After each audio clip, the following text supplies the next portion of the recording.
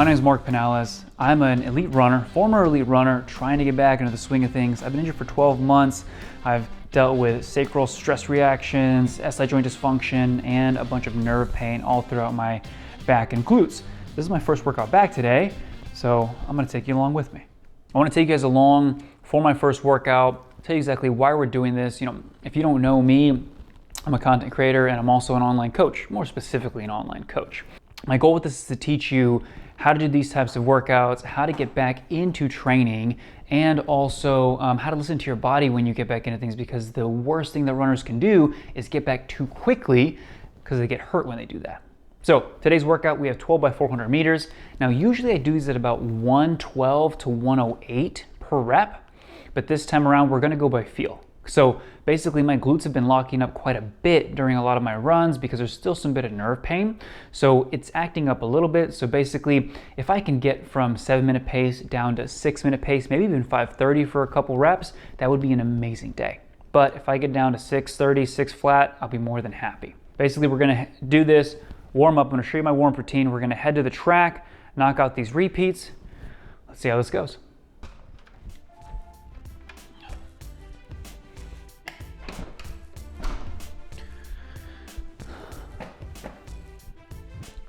When I do a hard workout, my general warm-up is I roll out for about 10 to 15 minutes. I basically try and loosen up a lot of the muscles. Then I'll go into some stretching. So basically you want to, how do I put this? Mobilize and then stretch and then activate. So we want that last thing to be some good activation in the muscles, so that way they're not super loose and they're loose, they tend to work a little bit funky. It's the best way to describe it. So I'll roll out for a good bit. I'll go through some light stretches, then I'll go through some activation drills. I specifically need these for my glutes to make sure that everything else around them is working properly.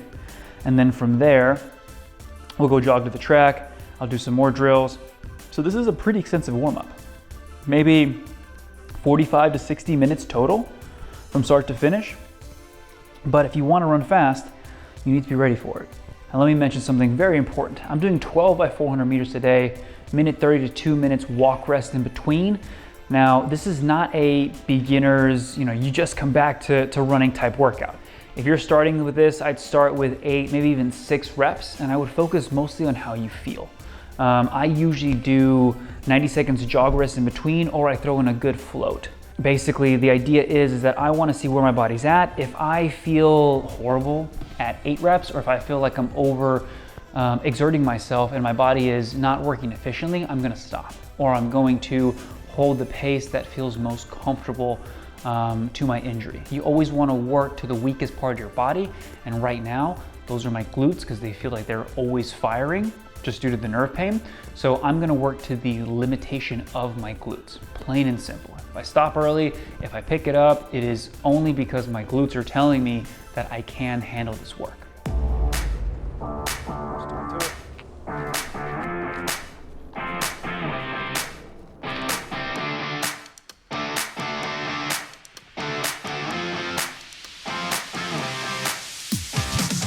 We're gonna do a 1.5 mile warm up. I found that my body feels really terrible at the beginning and if I overdo it too much. So I gotta find that sweet middle ground of warming up just enough to where I get past this uncomfortable feeling, but not too much to where I can't run fast. For most people, you don't need a 2-mile warm up. 1 mile is just fine. 2 miles adds a lot to your mileage. You can add in 2 reps, 2 by 1 mile, 4 by 800, another 2-mile repeat, and not overdo it on mileage. This is cat sighting number 1. We have a ton of cats in this neighborhood. It's so weird. My right glute is warming up, and now my left hamstring is starting to feel a bit funky. There's something going on with my back. It's just slipping out of place ever so slightly. Something's pinched, and it causes the pain to kind of move around as I go through the run. It's gonna be interesting. We'll go to a mile and turn back. Cat sighting number 2, but he ran away. And this time the warm up, a little bit too long. Should be fine though. I don't feel spectacular. my right glute is just so tight and so overworked already. It's gonna be very interesting to see how it all plays out. The goal is to start right around 7-minute pace because that's kind of where I ended up on my last longish run where I pushed the pace. So if I can start at 7-minute pace, get comfortable there for the first 4 reps, work down to 6:30 and the next 4, and the last 4 close at 6 flat, it'll be a really good day. If you're coming back from injury, make sure you listen to your body first, and everything that you do should be relatively pain-free. I know my body really well, so I know the amount of pain that I can take before my form breaks down. But if you're brand new to running, always err on the side of caution. Stop when something starts to really bother you, or if your form breaks down throughout your workout and you feel like you're, unevenly running on your left side, your right side, something's giving out, just cut it for the day. It's not worth it. So the name of the game is make it out alive and see where we're at. That's it.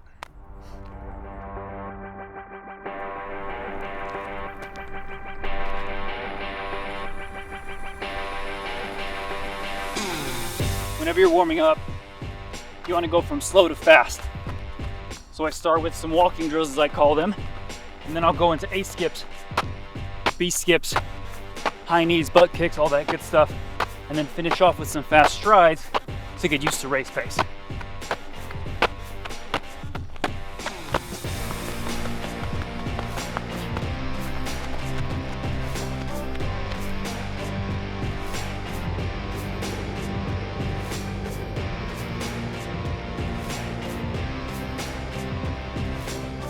Workout back in basically 6 months.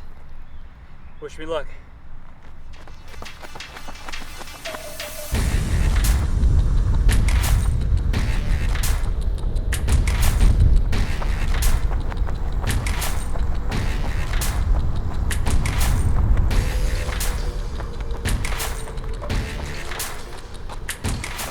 $127, better than I thought. It feels tough picking up the pace, but once I'm in a rhythm, it's not terrible. 127 is just under 6-minute pace. So if I keep this up and not feel miserable tomorrow, it's a big thing. It's gonna be a big day for me.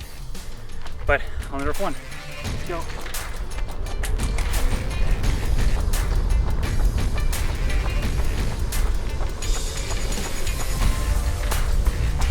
Split 41.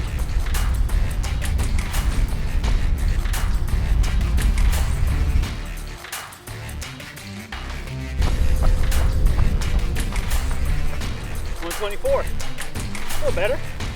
When I land on the ground, the best way I can describe it is like my glutes want to just buckle. And so my hips want to immediately give out, which means my back works excessively. So there's too much movement in my lower back because my glutes are overworked because there's some nerve thing going on that we're still figuring out. So I have to try and land naturally, allow my glutes to take the force, and then make sure I'm compensating well enough with my core to not give out. And that's the only thing keeping me from pushing.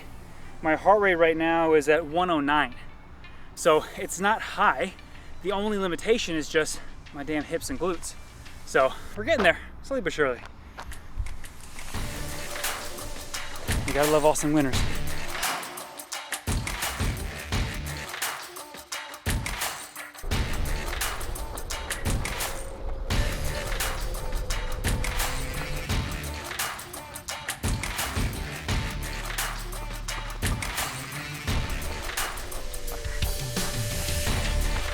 $120. Fastest rep so far. I figured out that if I try and force the takeoff, my glutes overwork and I feel that nervy pain, but if I take my time and start a little bit slower, I pick it up a lot more efficiently. It's a good takeaway. If I can just figure out how to run fast without feeling as much pain or nerviness, it's gonna be a big win for me. One more rep. I might open up the last 200 meters depending on how I feel. Let's give it all we got. Last one.